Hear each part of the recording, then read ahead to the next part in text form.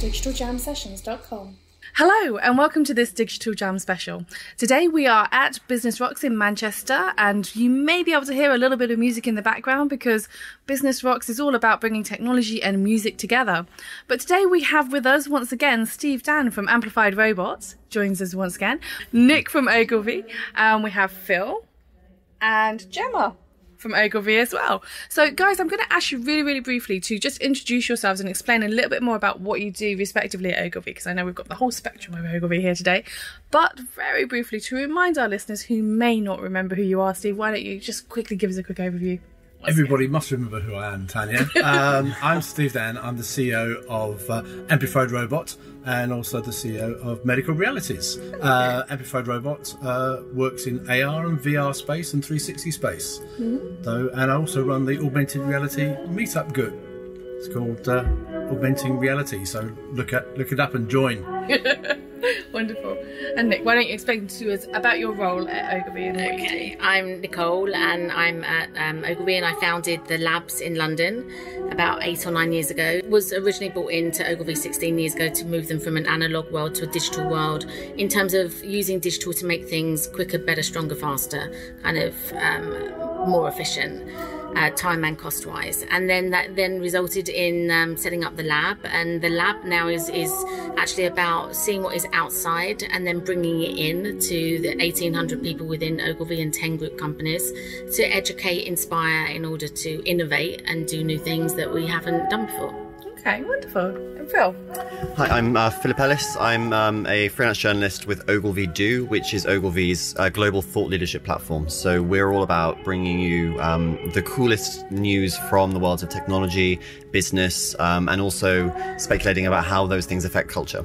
Okay. And Gemma, why don't you tell us more about what you do?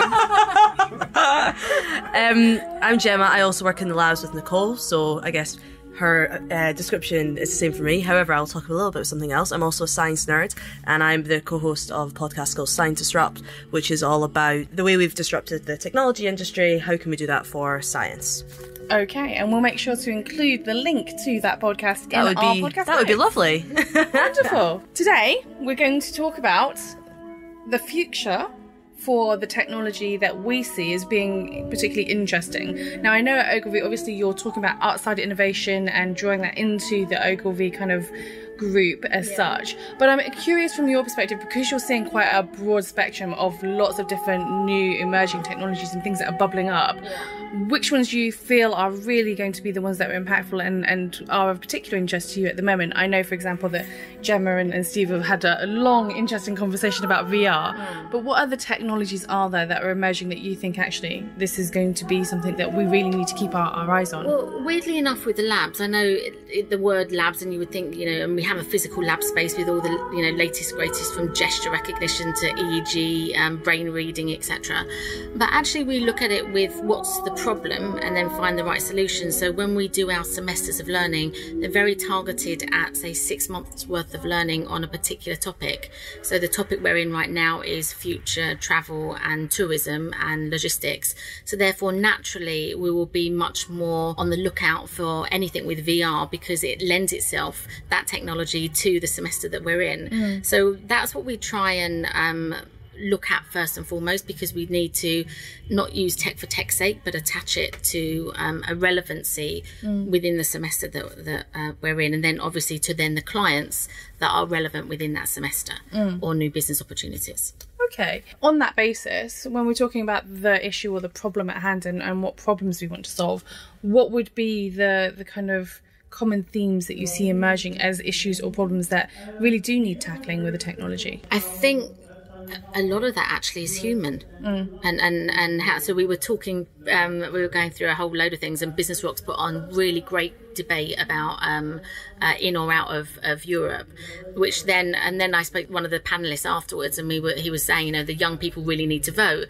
And I was saying yes, but it doesn't make you don't make it easy for them to vote, because almost they need kind of like a Tinder to vote. It needs to be really that simplistic. So it actually becomes more about the human being and how to make it easy for them to connect using technology rather than the technology. Absolutely.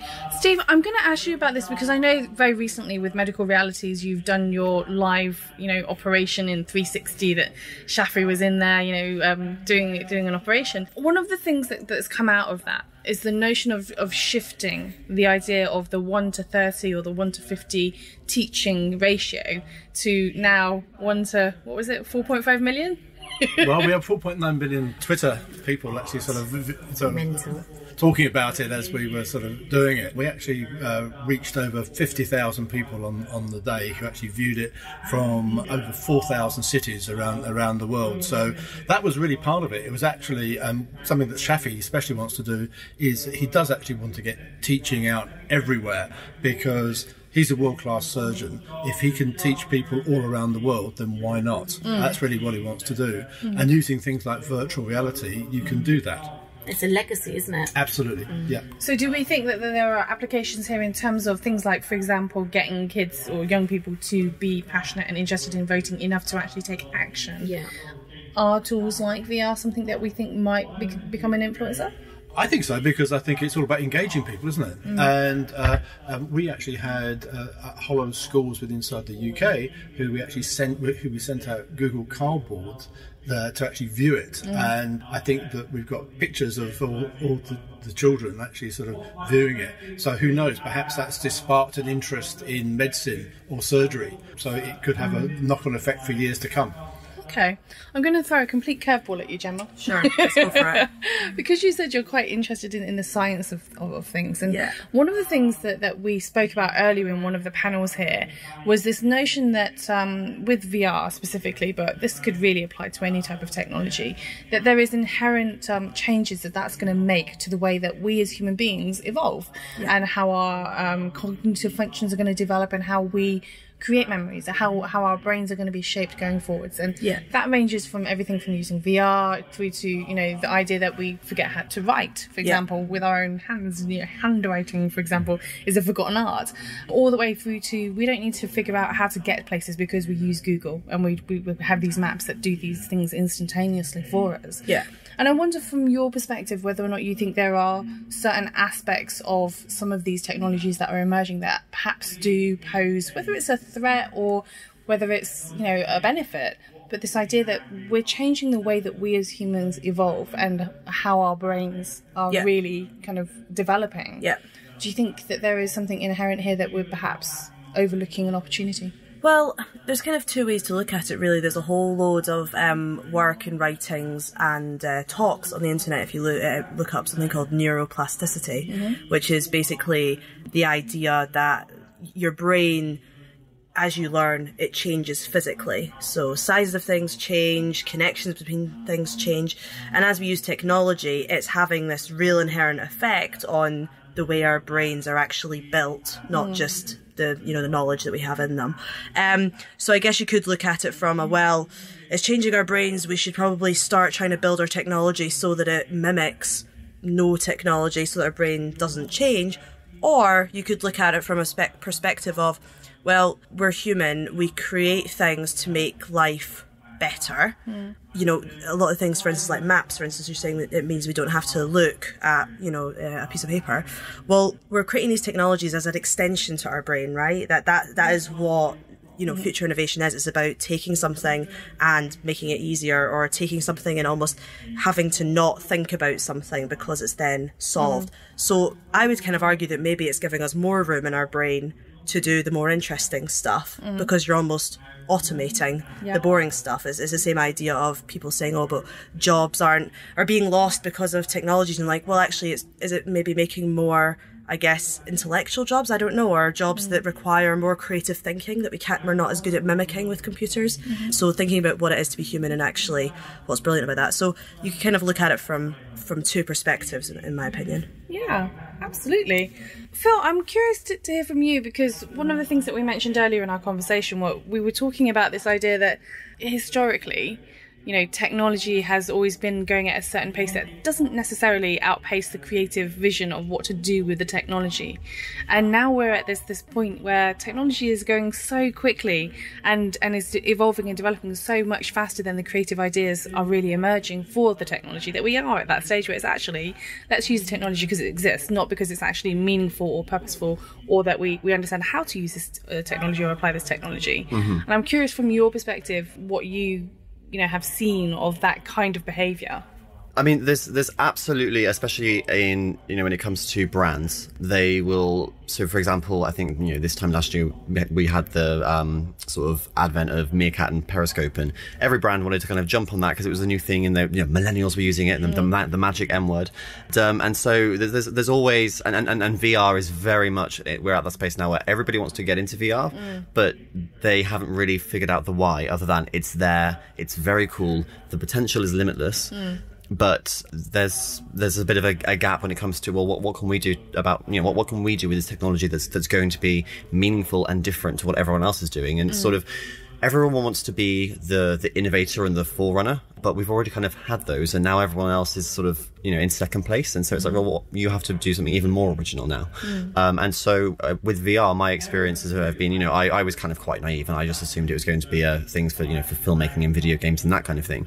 So the live 360 surgery, I think that's just a fantastic example of incredibly innovative and meaningful ways of using this technology.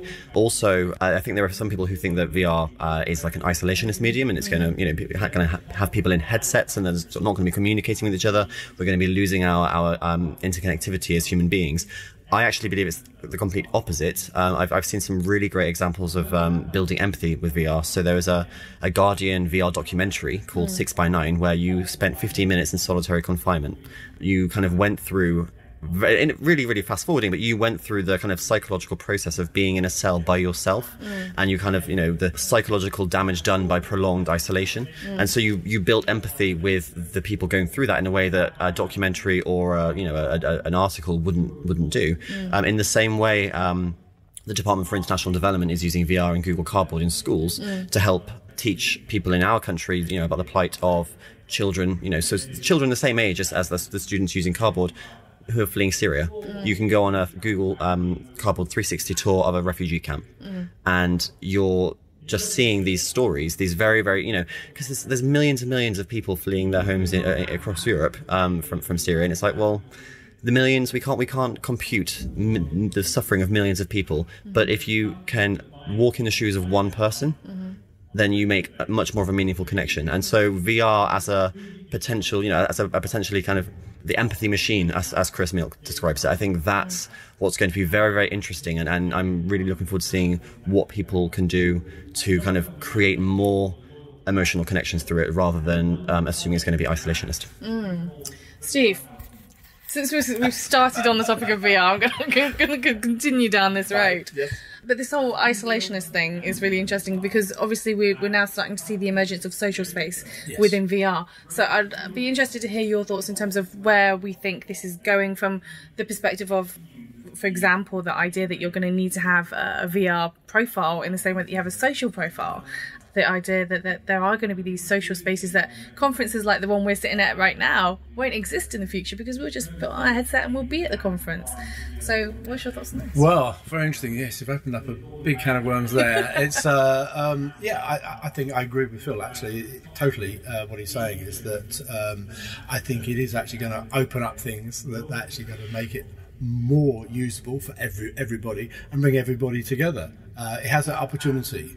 Also, just to sort of wind back just a little bit, actually, about how virtual reality works and how you work at it. It's also opening up lots of questions as to how, in actual fact, you present virtual reality, because it's not like any medium that's been here before. It has sort of a sort of foot in the film camp, and it has sort of foot in the sort of gaming camp, but it's totally different. So you're going to be actually sort of using different techniques all brought together. And so how do you tell a story? how do you actually sort of do a story which has a thread in 360 and in virtual reality, because people can go their own way in 360 and virtual reality. How does a director or a scriptwriter make you follow the story that they want you to follow?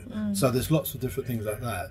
Of course, in the social space, that's going to be all up for grabs. I mean, I think when you talk about certainly sort of Minecraft and things like that, that's actually going to be huge in virtual reality. So, and I think that again, that's just going to be the tip of the iceberg. And I think people will start to form communities in virtual reality. So it is actually going to bring everybody in the world closer together. Okay, so first of all, I think this is a perfect opportunity for us to promote the VR Writers' Room white paper that we both just contributed to.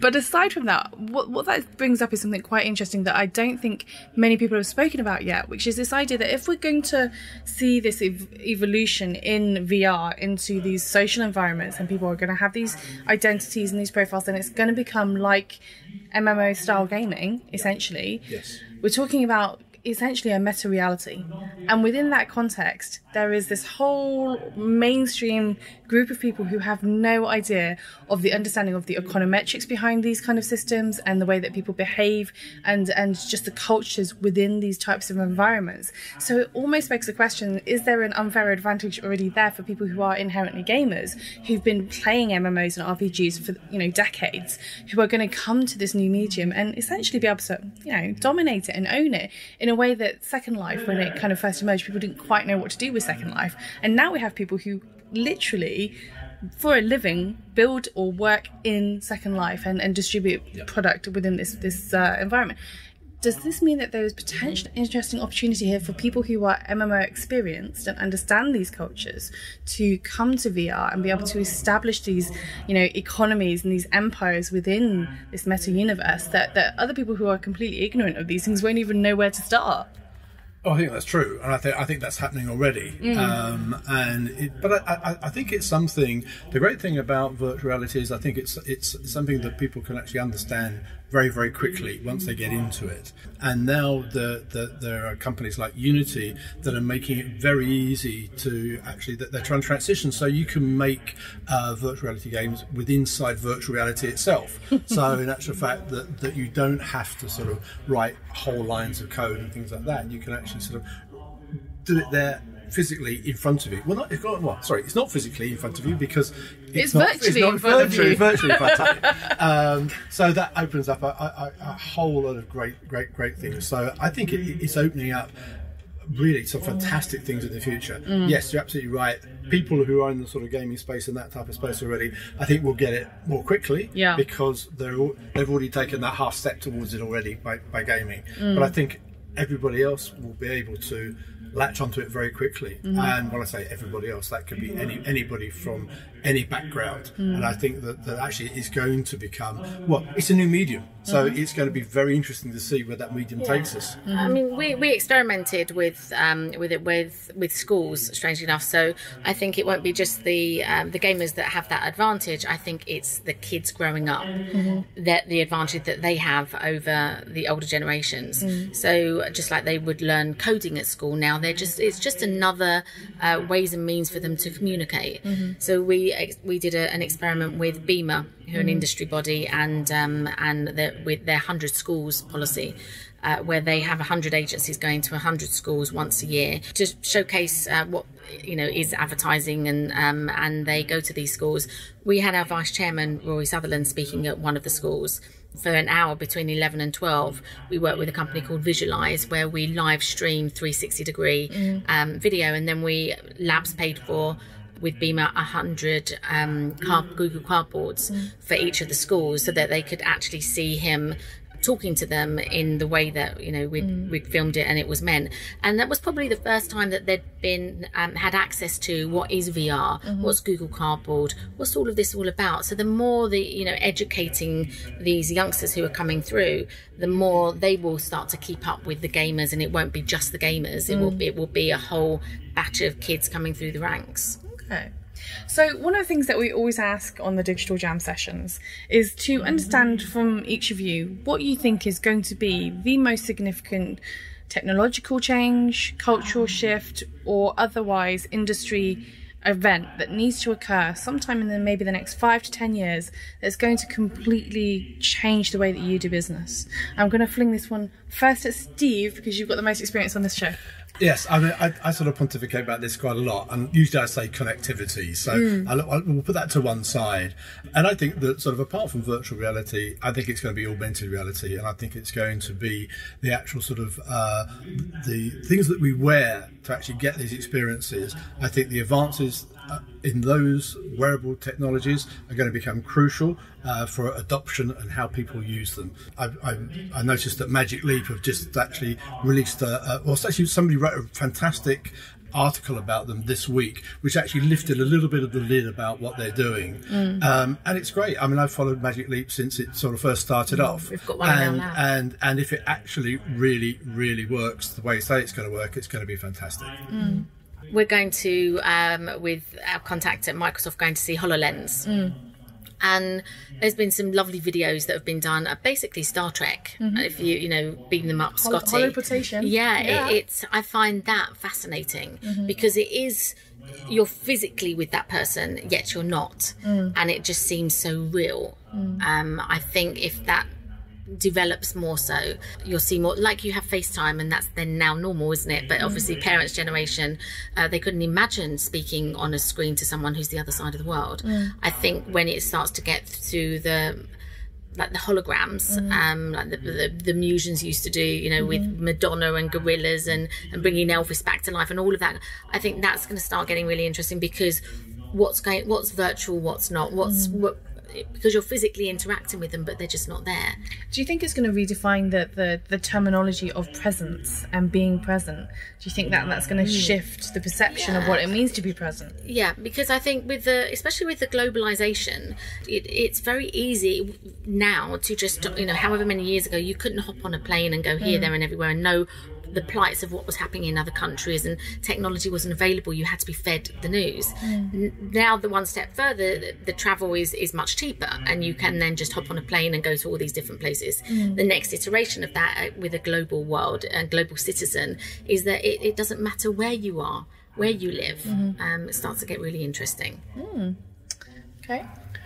So I think one area which I'm really interested to see what happens over the next 5 years, I think you said, and I think it's on the verge of major disruption, is health and well-being and wellness, all kinds of technology. So I mean, VR as a teaching tool is going to be just massively important, but even just smaller things and trends that have been around for a while. So things like the quantified self, I think that's going to become more of a mainstream thing. I think self-trackers are still, it's sort of, you've got Apple Health Kit now. It's becoming a mainstream consumer concern, and knowing more about yourself, more about your own health, and sort of taking real ownership of that in a way that has never been done before. I think the gatekeepers of health have always been doctors, pharmaceutical companies, and insurers. Yes. And actually, that power is now going to be with the patient, and I'm really interested to see where that takes us. Do you think there will be a shift in the relationship as well, though, so that it becomes more of a partnership or more of an equal footing with the what was the former gateway? Absolutely. I think it's going to be very interesting to, you're going to have patients coming in to see their doctor, and the patient already will say, well, they might already know what's wrong with them, and I'm pretty sure there's going to be some doctors who aren't going to be thrilled with that. But I also think that when it comes to drug companies that they're prescribing pills for, exactly, I think there's going to be a profit concern there as well. But what I think is going to be most interesting is when patients are involving themselves in their own care from day one. I think it's going to be hugely beneficial. Okay. I'm going to go a bit rogue because I know you said 5 years, but this isn't 5 years. And it's also not a technology. So I was reading this thing about people who are born in 1991 or later, which I just fit into, have grown up with the internet. It's a language that we innately know. We go on a page and we can probably tell if it's spam straight away. My mum can't. And it's not that my mum doesn't know how to use a computer or anything, but we just have a much more innate knowledge of that world. And again, it's not that people running companies nowadays don't, but I'll be interested to see when our government ministers, our corporate CEOs, not startup CEOs, the sort of people who are, let's be honest, really running the world, who have grown up with the internet. I wonder if that's going to change maybe how quickly things happen, or is that going to change the way we do policy? Is that going to change the way we look at things in terms of how fast things move through the world, or how fast policy changes, for instance? Because I do feel that we look at things slightly differently and we have a different outlook. It's such a massive change from a generation before, and the generation after us, I don't think it's going to be such a big change. Yes, okay, probably way more of them are going to know how to code and how computers work, but we're the first generation, I guess, to have this innate knowledge of tech. It's interesting because we were having a conversation earlier today about something quite similar in a similar kind of vein, but this notion that somebody was just saying, 2016 seems to have been a really terrible year for people that we all kind of know and recognise dying, and because every time you look at the news, there's another high profile person who has died, and people were debating about the whys and the what fors of why do we keep seeing this in the press at the moment, and somebody was saying, oh, it's because we have more press and we have more ready access to social media, and it's like, actually no, because even before then there were still as many people died, which is but what is it that's causing it to be the people that we know and we recognise? And then somebody kind of struck on something quite interesting, and I think it reflects on your point here, which is actually in the 1960s, and we had all of these TV stars, but before that we only had film stars, and before that there weren't any celebrities. And we're now just getting to this period in time where the technology of the immersion of film and TV has just started to get to that maturity point where now we're starting to see people who are celebrities in this space start to die. And so from this point forwards, we're going to continue to see this keep on happening, because now we have celebrities. Before that we didn't. That's fascinating. And so the interesting question is what happens Life when before Z-list. in kind of response to your question, which is we're now growing up with the internet, and there will be this kind of era of something, right? What will that shift be? What will that change be that we ultimately see as a result of that? It is a different mindset. I mean, that, and it's not that one mindset is better than the other or whatever, but it is different. There's just a different way of looking at things. I mean, even when you think about most people my age, I read this article, so I can't remember what it was, unfortunately, and it was saying, millennials aren't entitled, they're empowered. There is an argument that we are pretty entitled as well in some respects. It was like, okay, your millennial's going to assume that when they come into work, they're going to get promoted within a year, but they will answer all your emails at 9 p.m. on a Wednesday, not because they love to work, but because, well, why wouldn't they? They've just got a notification and it takes 2 seconds to reply. So it's a completely different mindset, and it's not, there's this whole thing about us getting a almost drug-like injection when we get a notification. I mean, even a really boring email, you're like, oh, what's that? It's a totally different thing. So I just wonder how that's going to affect, when people say, oh, we want to pass this new law, it's going to take 2 years. We're like, why don't we just tweet it? I don't know. There's something different there, and I'm extremely excited to see how the world will progress in that respect. I think because that age group, it's very obvious to someone like me who is disruptive naturally, and when I say disruptive, constantly asking why and how come and who says, but with the younger generation, because they have grown up with technology, Google answers their questions, so they are going to question everything. The teachers do not know everything, so they will question it. So therefore, it just, I guess you've got just a whole bunch of people that will just know an alternative answer or will constantly question why, because they can.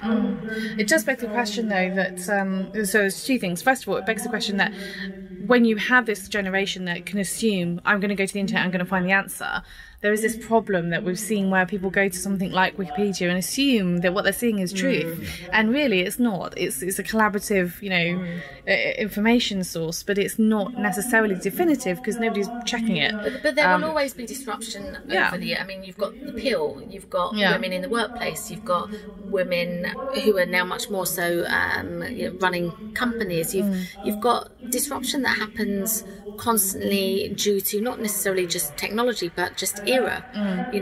People that were born in the 40s will have a very different life to people who were born in the 60s. So that will always keep evolving as we keep moving forward. I think going back to your point there about Wikipedia and going on and not knowing if things are true or not, that there is a real issue, particularly in science actually, around oh my goodness, it's got a name and I can't remember, the something issue. But anyway, it's about crediting the right source and making sure the source is just and correct. And I feel like we're maybe starting to go towards that. It's kind of like we've had our fun on the internet, right? Okay, we're going to continue to, but let's kind of start being a bit more grown up about it and trying to ensure that, you know, what is the right place to go to on that? Who's going to be, I mean, the press is much more, I guess, we're trying to be more accountable with things. You know, you think about like Vice and Motherboard, where they're trying to sort of be a lot more exposing and not having a different kind of bias, I guess. But it is that idea of who do you go to get the right thing. And I think everyone's trying to create that, or at least collaboratively trying to create that or make sure it's right. And I guess that's the pros and cons of Twitter, right? But we're only going to approve because we know it's an issue. Okay. Yes, because I think people sort of correct what's wrong very, very quickly. So it sort of rolls on. And it's so first of all, it's about not believing everything you see straight away, but it's also sort of keeping an open mind and keeping an eye on what all the feeds that are coming in and actually telling you what's going on. But I think that from the point of view of celebrities, it's also because we actually feel we know the celebrities a lot more now, because we're actually sort of bought into their lives, because they're probably tweeting about what they're doing. They're certainly putting stuff up on Instagram and things like that, and they've got Facebook pages. So you become actually closer to them. Yeah. I mean, you think of that example, I think it was last week or earlier on this week, where it was an article went out and it was a guy deletes his whole company with one line of code. I can't remember who it was that came out with it, but it basically went viral extremely quickly for about half an hour. And then someone was like, oh, it's a PR stunt. And everyone was like, oh, it's a PR stunt, okay. And I think when you think about it, it's like, well, before, if that had gone, and PR stunts, stuff like that happens all the time, it would go on for weeks before someone realised that it's a PR stunt. And I think it's I think it's good that, you know, that sort of thing is exposed. And yes, okay, he got the press he needed, whatever. I don't even know what the PR was for, awkwardly, because you know, I guess it hasn't really done its you know, the actual thing they were trying to do, because I only remember the bad story. But the point is that you're right, we're self-correcting and faster than we used to be. But that's because technology means that we have to be transparent. Right. Like, you know, even with the operation, there's nothing that you can dispute because it's happening there and then, and then it's being live streamed. So, and you have to, it's like, that's why I love the whole thing with Uber and with Airbnb, is that people are now accountable, not just for their digital profile, but being kind and decent. So with Uber, I wouldn't get in an Uber cab if the driver didn't have a good rating. Likewise, they wouldn't pick me up if I was a total bitch, because they rate me too. Same with Airbnb. It's not like TripAdvisor where you've got some random person plugging a bad story. You have got to have stayed there. They've had to have seen the whites of your eyes. They are judging you, and you need to be kind and decent, because everything now is open and transparent. Yes. Okay. Well, as always with the Digital Jam sessions, we like to give our listeners a way to be able to follow you and find out more about what you're up to. So if you would be so kind as to share with us your social media handle of choice, and I will start with you, Steve. Right, Tanya, as always, it's a Twitter handle. It's AR Reality. That's capital A, small r, capital R, EALITY. And that's how you can find me. Wonderful, thank you. And mine is my name, so it's at Nicole Yershon. That's NicoleYershon. Thank you. And Phil? Mine's Twitter too, and it's Philip_Ellis. That's Philip PHILIP_ELLIS. Wonderful. And Jem? And I'm going to do Twitter as well. And Conforming. I know. Mine is GKMilne1, just to, you know, make it memorable. So G, then G for Gemma, K for Karen, and then MILNE number 1. Okay, thank you. Well, once again, I want to thank you all for joining us on this Digital Jam session. If you enjoy this content and you would like to hear more, don't forget to subscribe and review. And remember to follow us on Twitter at Digital Jam Ltd. DigitalJamSessions.com